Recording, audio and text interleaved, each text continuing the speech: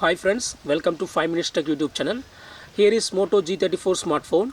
In this video, you will learn how to switch off Moto G34. First of all, long press this power button, side key. Usually you will do it. If you long press this power button, power off option is not coming. Okay, see here.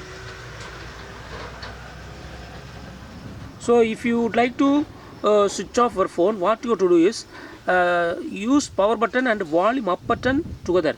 At the same time, press these two buttons, then only power off option will appear, and click on power off. Your phone will be switched off. You will experience one vibration and you can understand that your phone is switched off. Okay. So in this way, you can easily switch off your phone. What you have to do is just use power button and volume up button at the same time, and the power off menu will appear. Click on power off icon there. Okay, that's all friends. Thanks for watching. Bye.